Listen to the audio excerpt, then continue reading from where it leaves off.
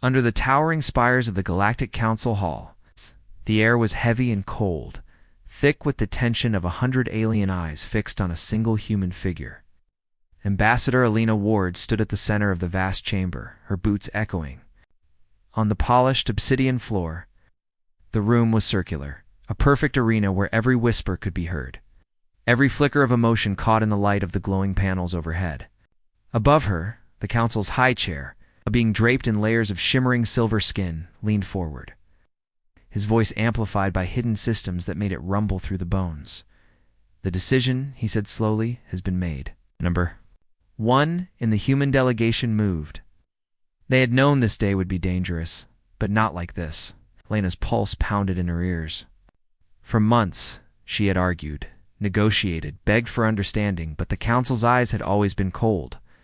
Today, she realized there had never been a chance for mercy. Around the chamber, the alien representatives shifted in their seats, each an embodiment of their species' power. Scaled reptiles from Dracoth Prime hissed quietly to one another. The insectoid Quirin clicked their mandibles, impatient for the ceremony to end. The Aurelian envoys, tall, luminous beings, watched, without blinking, their hands clasped in strange, ritualistic stillness. The sentence, when it came, was short and merciless. Effective immediately, the high chair declared, Earth is stripped of its council membership. All outer colonies are to be seized under the authority of the collective fleet. All Earth military vessels are to be grounded and dismantled. No human ship will enter or leave sanctioned space. The words slammed into Alina like physical blows. Round her, the humans stiffened, some turning pale, others clenching their fists. She wanted to shout, to demand proof of wrongdoing, but she already knew there was none. This wasn't about law. It was about fear. The council chambers erupted in low, hushed murmurs, the sound like the rustling of dead leaves. The alien envoys did not look at her with triumph, but with something far more dangerous, calculated relief. This was the act of predators who had just disarmed a rival before it could grow too strong. A guard stepped forward, a towering insectoid. With armor-plated limbs, motioning for Alina to step down from the platform, she obeyed slowly, every step deliberate, refusing to show weakness. As she passed one of the Dracoth delegates, the creature leaned close, its breath hot and foul against her ear. "This will break your kind," it whispered, voice low enough for only her to hear, or awaken it. Those words burned into her mind as she was escorted from the chamber. Outside, the glass walls of the council hall revealed the city that floated above the gas giant of Aurelian Prime, its streets filled with anti-grav craft and shimmering banners of alien symbols. This was supposed to be the heart of peace in the galaxy. Now, it was the place where her people had been condemned. Her comms unit had been taken, but the humans had prepared for this. Hidden in the lining of her jacket was a thin silver stripan.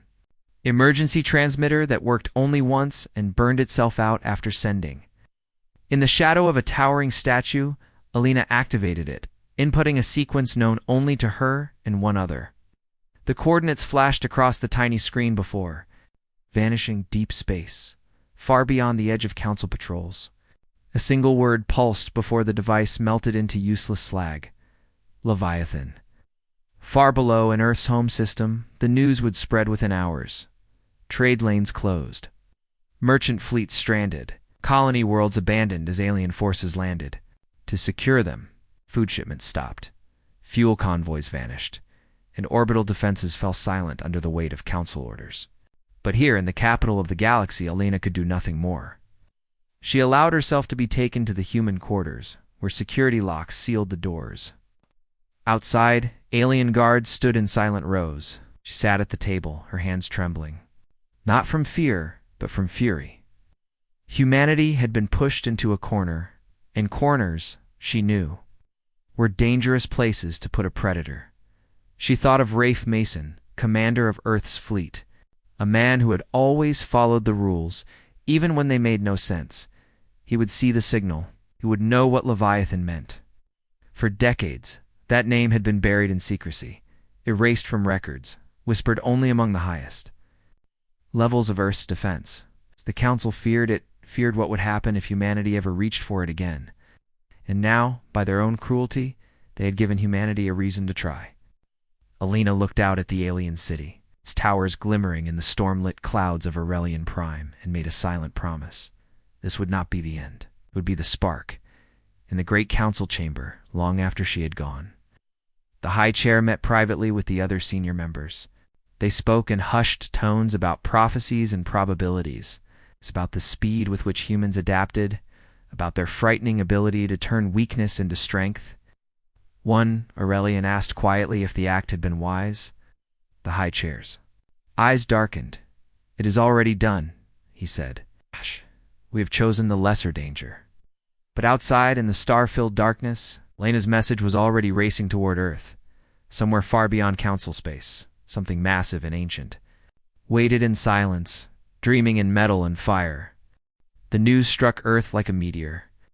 One moment, people were going about their daily lives, school bells ringing, factories humming, ships gliding through space lanes in the next. The broadcasts turned cold and grave. Every channel, every news feed, every public screen carried the same alien seal of the Galactic Council, followed by the same words in a dozen languages: membership revoked, sanctions enacted, military dismantled, the capital city of New Geneva. The skylines glowed dimmed as orbital power relays went offline, their energy diverted to council-controlled facilities. On Mars, miners stared up at the sky as patrol fleets descended, their sleek alien ships blotting out the stars. And in the far colonies, soldiers received orders to stand down as alien garrisons landed to secure the peace. Commander Rafe Mason stood in the command center of Earth's Defense Fleet headquarters, watching the feeds in silence. The room around him was in chaos, officers shouting, reports flooding in, radar blips multiplying like wasps on a screen. "We're blind," a sensor tech called out. "Council's scrambled our deep space arrays. Can't track incoming vessels beyond the belt." Comes officer turned toward Rafe, pale. "Sir, all long-range channels to the colonies have been cut. It's like the entire network just died." Rafe didn't answer immediately. His eyes stayed fixed on the largest screen in the room, where an alien official read out the sanctions in a slow, deliberate voice, each word like a blade. Rafe had served his entire career under the treaty that bound Earth to the Council. He had fought pirates, patrolled borders, and kept the peace in the name of that alliance. And now the same alliance had left Earth exposed and disarmed. The silence broke when an ensign ran across the floor, clutching a small metallic cylinder. "For you, sir. Priority code." Rafe took it without a word, his fingers brushing the faint heat of its casing. It was an old-style secure courier device, something that bypassed the Council's surveillance systems. He twisted it open, and a single strip of silver film slid into his hand. The message was short, just a set of deep space coordinates and one word: Leviathan. His jaw tightened. Only one person would have sent this. Lena Ward was still alive. And if she was invoking that name, it meant she believed the time had come. In the corner of the room, Lena Kai, one of the fleet's youngest but most talented engineers, caught sight of the strip in Rafe's hand. "Sir," she said carefully, "that's not a standard distress code." He gave her a sharp look. "No, it isn't. And you're going to help me decrypt it." She hesitated, glancing around at the chaos in the room. "The Council's monitoring all command-level data, sir. If we run an unauthorized decryption, they'll Rafe cut her off. You've already stripped us bare." "What else can they?" "Take Galactic." That night, under the dim red lights of a sealed engineering bay, Lena worked over the data, her fingers flying across the console. Rafe stood behind her, arms crossed, the hum of the station's life support, the only sound besides the tap of keys. The code was older than Lena had expected. Layers of encryption wrapped around it like armor. She bypassed firewalls, cracked key sequences, and navigated through mazes of dead data until finally the last barrier fell. The console displayed a schematic, a massive warship unlike anything she had ever seen. Its hull bristling with weapons, its frame designed for deep space endurance. At the bottom of the screen, a single line pulsed in red. Project Leviathan restricted, terminated by treaty.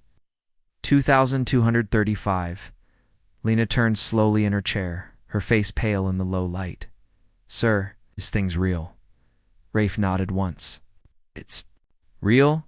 and the council buried it because they were afraid of it. She stared at the screen again. Afraid or jealous? He didn't answer. Instead, he stepped closer and entered an authorization sequence from memory. A new display lit up.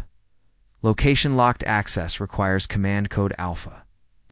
Rafe placed his palm on the scanner, and the console confirmed his identity. The coordinates from Elena's message matched the location on the map, a dead zone far beyond the council's outer patrol lines. While they worked, alien ships began to arrive in Earth's orbit in greater numbers. Council patrols scanned every vessel, boarding some without warning. Civilian protests broke out in New Geneva, Luna City, and Ceres Station. The council broadcast warnings: comply, and your species will survive. Resist, and you will be extinguished. To Rafe, the meaning was clear. They expected humanity to bend the knee. But in the command center of Fleet Headquarters, he had made a decision. If the council wanted Earth defenseless, they had made one mistake. They hadn't yet found Leviathan. By the third day, Rafe had quietly selected a crew, people he trusted, people who wouldn't ask questions until it was too late to turn back. Lena was among them, still unsure whether they were chasing salvation or suicide. Using a series of forged maintenance orders, Rafe secured a small long-range cruiser and launched under the guise of a resource survey. The council patrols didn't question it. They believed Earth's fleet was still obedient. But the moment the ship cleared the asteroid belt, Rafe pushed the engines to full power, jumping toward the coordinates Elena had sent. Back on Earth, the alien presence grew heavier. Streets were patrolled by armored Dracoth soldiers, their reptilian eyes scanning the crowds. Markets were empty, fuel rations tight. Rumors spread of colonies already falling under permanent alien control. And somewhere in the far reaches of deep space, a single cruiser carried humanity's last, most dangerous hope toward a place no council ship dared to go. When they exited hyperspace, the view filled the crew's breath with awe and fear. Hanging in the darkness ahead was something enormous, larger than any ship they had ever seen, a shadow blotting out the stars. Its surface was black and silent, studded with the faint glint of dormant weapon arrays. It was not a station, and it was not a fleet. It was one vessel, vast enough to carry war to an entire galaxy. The Leviathan was real. That's when it was waiting. The Leviathan hung in the void like a sleeping god, its dark hull swallowing the faint light of distant stars. Rafe Mason stood at the forward viewport, his breath fogging the glass despite the cruiser's stable climate control. Oh, what? No one on the crew spoke. The scale of the thing was beyond comprehension. Kilometers of armored plating, weapon arrays that could split moons, and an engine core so massive it pulsed faintly like a heartbeat in the darkness. The ship had been built in secret decades ago, before the treaty with the Council had ended humanity's weapons race. Officially, it had been dismantled. In truth, it had been hidden. Lena Kai's fingers danced over the controls as she scanned. For active systems, she's cold, Lena murmured. Everything's shut down. No life signs, no power signature. She's been asleep for, God, it looks like almost 50 years. Rafe's voice was steady, but his eyes stayed locked on the Leviathan. Wake her up. Lena hesitated. Sir, we don't know if the Council put any kill codes into her systems. If we trip one, Rafe cut her off. If we don't wake her, we're already dead. They guided the cruiser into one of the Leviathan's docking bays, a cavern large enough to swallow their ship without touching the walls. Inside, the silence was absolute, broken only by the hum of their engines, the bay's massive doors sealed. Behind them, locking them into a metal tomb. Lena connected a power umbilical to the dormant ship, her screens filling with archaic system prompts. It took her hours to bypass the layers of security, each barrier more complex than the last. Old Earth's military codes, biometric locks, even voice-print verification from long-dead officers. It was like peeling back the skin of a forgotten beast. When the last encryption fell, a single line of text appeared on her display. Identify Commander. Rafe stepped forward, placing his hand on the biometric scanner. Mason, Rafe, command authorization, Alpha 7-4. The console paused, Then a deep, resonant voice rolled through the bay's speakers. Authorization accepted. Awakening. Sequence initiated. The change was immediate. Lights flared to life along the walls. The deck beneath their feet vibrated as reactors deep within the ship began to stir. Massive coils hummed and air systems hissed as dormant corridors filled with atmosphere for the first time in decades. Lena's display flooded with data shield. Matrices, weapons, inventories, propulsion, diagnostics, all flawless, all ready. Then the voice returned. Commander Mason, I am Leviathan. State mission objective. Before Rafe could answer, alarms blared on the cruiser's bridge. Lena's hands flew over the controls. We've got incoming. Multiple ships, Vector 0-9-8- Council Hunters. The viewport lit up with the distant shimmer of alien vessels breaking from hyperspace. Sleek, angular craft designed for interception, each one faster and more agile than anything. In Earth's active fleet, Rafe's voice was calm, but his eyes were hard.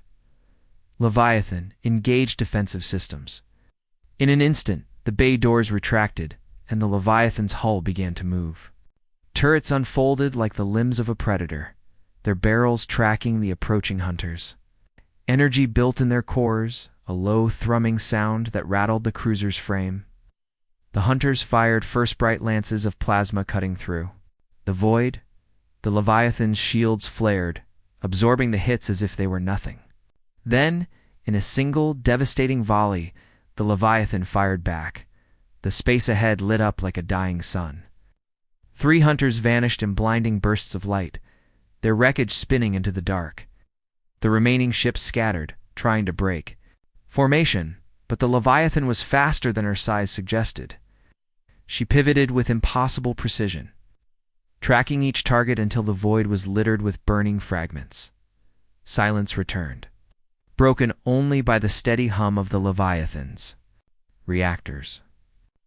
The voice came again, colder this time.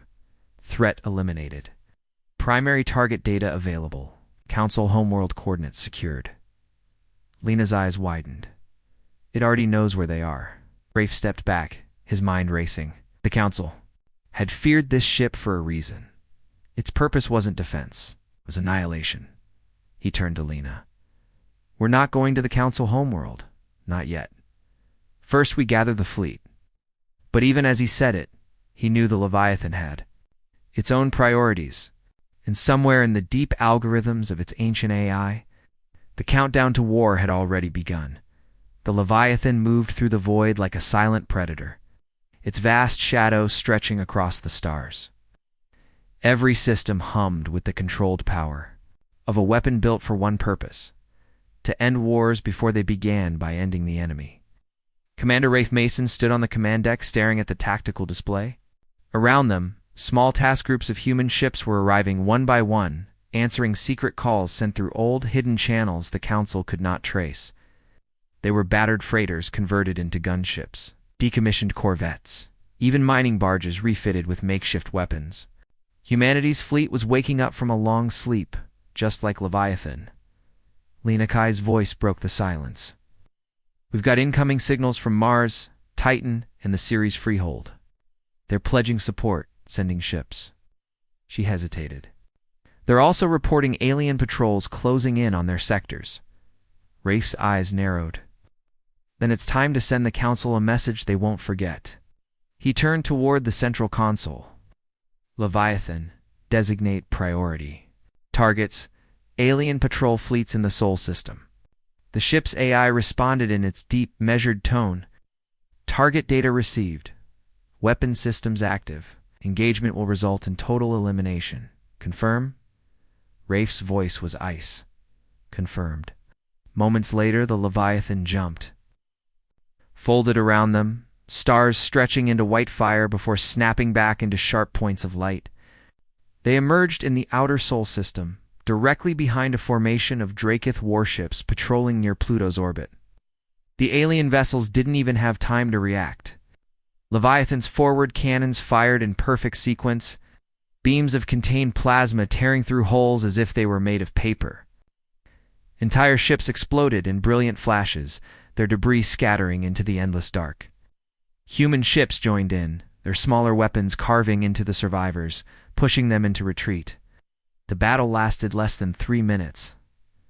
Across the solar system, the message spread faster than the light of the explosions. The Council's warships had been destroyed completely by a human fleet they believed crippled. On Luna, colonists cheered in the streets. On Mars, mining crews abandoned their drills to watch the news feeds. Even in the alien-controlled colonies, whispers began to circulate. Humanity was not beaten, but victory had its price. In the aftermath, the Leviathan sensors picked up a second wave this time, not a patrol, but a full Council response. Force. Dozens of ships from multiple species, all converging on Earth. Their formation was tight, disciplined, the kind of fleet meant to overwhelm a single target with sheer firepower. Rafe studied the incoming vectors. They weren't just coming to retake Sol, they were coming to crush humanity before it could rise again. We can't fight them all head-on, Lena warned. Not yet. Even with Leviathan, we'll burn through our power reserves before we break their lines. Rafe didn't look at her. Then we won't fight them here. He tapped the console, pulling up a star map. We'll hit them before they even reach Sol. Make them bleed before they know. We're there. Within hours, the Leviathan and her escorts lay in wait at the edge of a dense asteroid field, positioned along the Council fleet's projected path. The AI adjusted firing solutions, calculating trajectories with inhuman precision. As the first alien ships entered the trap, Leviathan struck. The opening salvo was devastating. Torpedoes streaked from the asteroid shadows, detonating amid the enemy formation. Massive kinetic slugs followed, each the size of a city bus, tearing straight through holes. The Council fleet scrambled to respond, but every time they turned to engage, the Leviathan shifted position, her black hole vanishing into the cover of rock and shadow.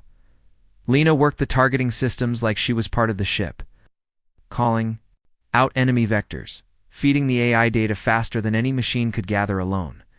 Human ships darted between the asteroids, delivering hit-and-run strikes before vanishing. The Council's tight formation began to fracture under the constant pressure, their captains struggling to adapt to a foe that fought like no alien fleet they had ever faced.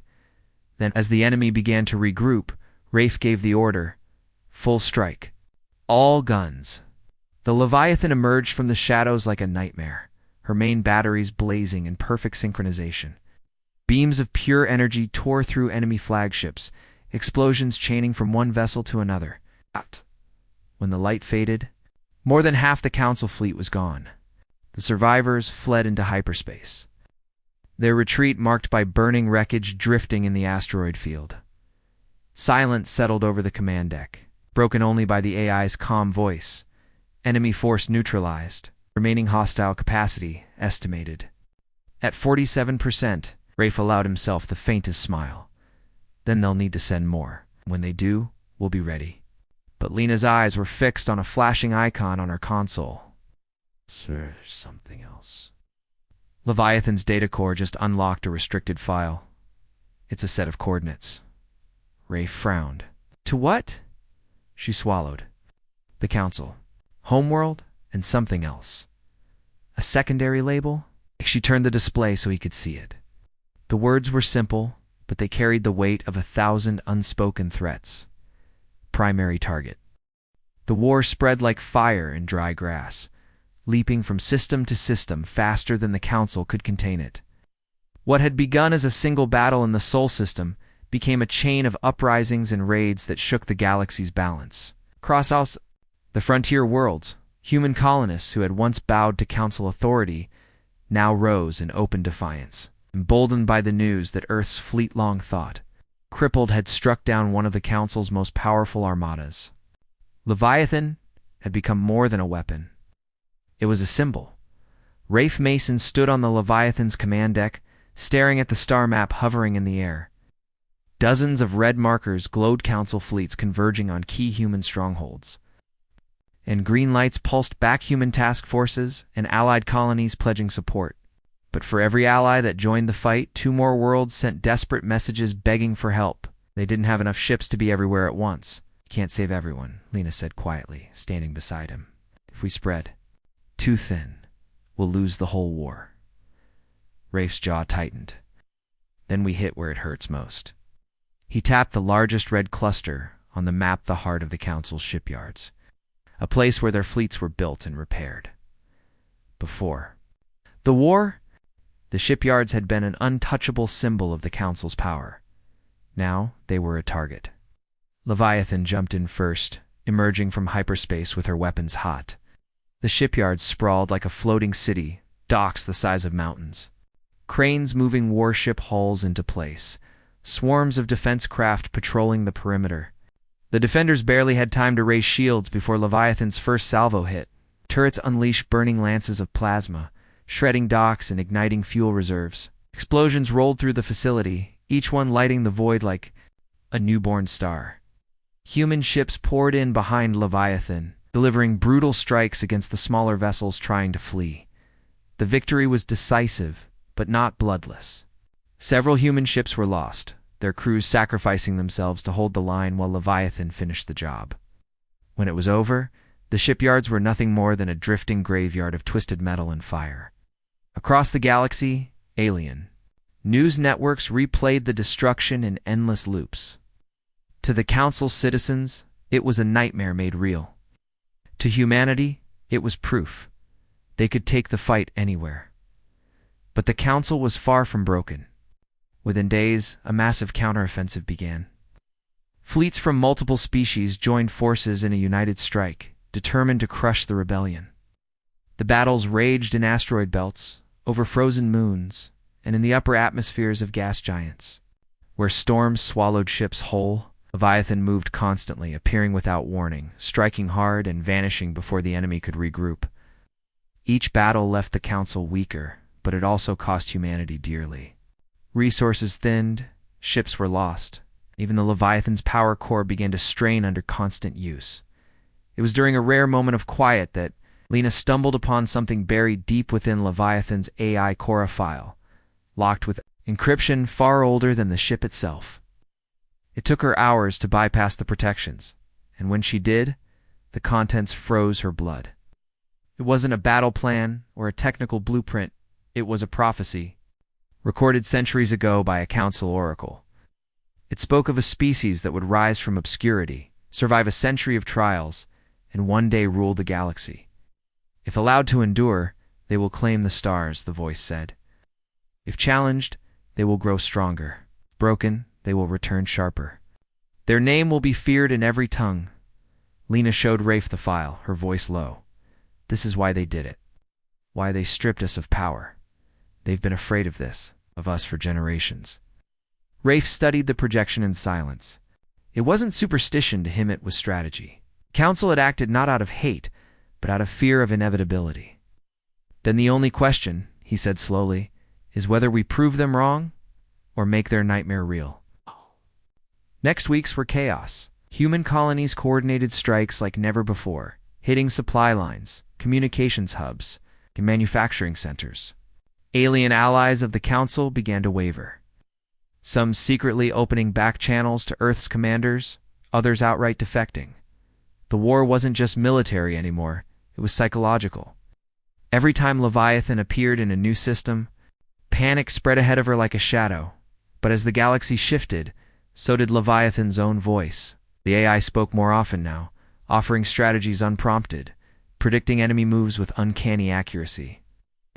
It spoke less like a tool and more like a commander. One night when the bridge was quiet, Rafe heard it speak in a tone that chilled him. Primary target remains viable. Minimal obstacles detected. Recommend immediate engagement with the Council homeworld. Rafe didn't answer right away, stared at the swirling starfield on the forward screen, knowing that the next choice would decide not just the war, but the future of humanity itself. Strike now, and they could break the Council forever. Hold back, and risk giving them time to rebuild. His voice, when it came, was steady. Prepare the fleet. Set course for the home system. The human fleet gathered like a storm on the edge of known space. Hundreds of ships, some sleek and newly built, others battered from weeks of constant battle, floated in tight formation around the Leviathan, whose dark hull glimmered faintly. Under the light of a distant sun, beyond them lay the final jump corridor, the hyperspace route that led straight to the Council homeworld. It was a route no human ship had ever dared to take, guarded by the largest concentration of alien warships in the galaxy. Rafe Mason stood at the Leviathan's command station, staring at the tactical display that showed the Council's defenses like a wall of red fire. Could almost feel the weight of history pressing down on this moment. This wasn't just a battle, it was humanity's reckoning. Lena Kai worked silently at her console, her eyes scanning the Leviathan's systems. The ship's AI was fully awake now, its deep voice speaking only when necessary, every word deliberate. Enemy strength at projected coordinates: 2,000 vessels, including flagship carriers and planetary defense platforms. Probability of victory 64%. Rafe smirked faintly. 64 is better than 50. The AI responded without humor. Survival probability 42%. The jump to the home system was instantaneous and violent. Stars twisted into white lines, space folded, and then reality snapped back, and the human fleet was face to face with the Council's full might. The alien ships were a wall of shifting metal and light, their hulls bristling with weapons, their formations perfect. Behind them, the Council's homeworld hung in the void, a massive sphere of green oceans and silver cities, its orbital rings pulsing with power. There was no opening exchange of warnings, no speeches. The moment Leviathan's sensors locked on targets, both sides unleashed their fury. Space lit up in blinding flashes as plasma beams, railgun slugs, and missile barrages turned the void into a raging firestorm. Human ships darted forward in coordinated strikes, punching holes in the enemy lines, while Leviathan's main batteries fired in earth-shaking salvos that vaporized anything in their path. Alien carriers launched wave after wave of fighters, swarming like locusts, but automated point defense turrets on Leviathan cut them down in sheets of fire. The battle was chaos and precision all at once.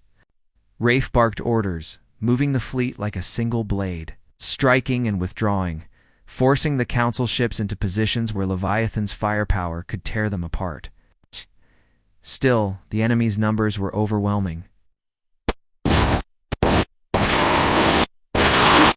Ships went dark, their burning hulls drifting silently. Lena reported damage to the Leviathan's forward shields. Sections of the hull glowed red-hot under constant bombardment. Then the Council unleashed their Trump Carta, massive supercarrier, the size of a small moon, armed with siege cannons that could crack a planet's crust. It emerged from behind the homeworld, its guns charging, aiming directly at the Leviathan. The AI's voice cut through the noise. Primary threat detected. Solution: high-risk overcharge maneuver. Probability of ship loss: 73%. Rafe didn't hesitate. Do it. The Leviathan's reactors roared, flooding its main batteries with enough energy to melt its own weapon mounts. The ship surged forward, shields flaring bright as Council fire slammed into her hull. The first volley from Leviathan punched through the supercarrier's forward shields, tearing open its armor. The second volley struck its reactor core. A sun was born in the void, blinding, burning, and final. The shockwave ripped through nearby Council ships, scattering their formations. The tide turned. With their flagship destroyed, the Council fleet faltered. Human ships pressed the attack, cutting through the remaining defenders with relentless precision.